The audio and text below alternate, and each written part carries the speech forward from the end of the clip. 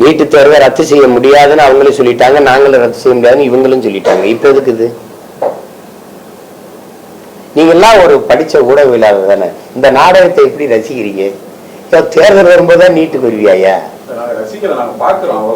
அது பாருங்க, என்ன அதாவது பாக்குறதுனால ரசிச்சு பாக்குறீங்களா இல்ல எப்படி பாக்குறீங்கன்னு தெரியும். இல்ல என்ன கொடுமைன்னு பாருங்க.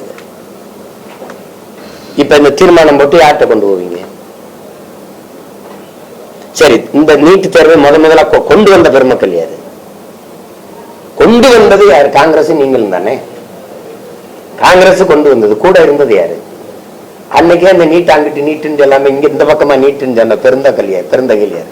நீட்டு தேர்வுக்கு ஆதரிச்சு ஐயா கருணாநிதி கடிதம் எழுதுறது முரசொலியில் இருக்கு, வேணா இன்னைக்கு நீங்க அதை கிழிச்சு மறைக்கலாம். எழுதியிருக்காரு. ஒரு நாடு ஒரு தேர்தல முதல்ல ஆதரிச்சு பேசின பெருமகன் யாரு? யாருன்னு சொல்லுங்க. அதான் ஐயாதான். தேவையற்ற செலவுகளை குறைக்க அதே பிரதமராக அம்மையார் திறக்கட ஒரு இடத்துல பொதுக்குழுவிலே கழக பொதுக்குழுவிலே தீர்மானம் போட்டு நிறைவேற்றியது அப்படின்னு பேசின பெருந்தகை நம்ம ஐயா தான். நாளைக்கு ஒரு நாடு ஒரு தேர்தல் ஏற்ற ஒரு தீர்மானம் வரும், அதையும் நீங்க அண்ணன் இப்படி கேள்வி கேட்டுட்டு இருப்பீங்க. சொல்லிக்கணும்.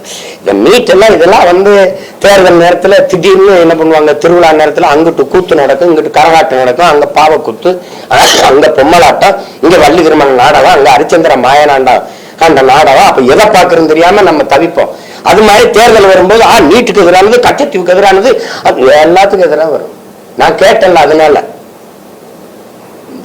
தொகுதி சீரமைப்புக்கு அனைத்து கட்சி கூட்டம் போட்டேன், நீங்க நீட்டு தேர்வுக்கு எதிராக ஏன் போடலன்னு கேட்டேன். இப்ப அதுக்கு இப்ப போடுறப்ப அதுதான் பண்றாங்க.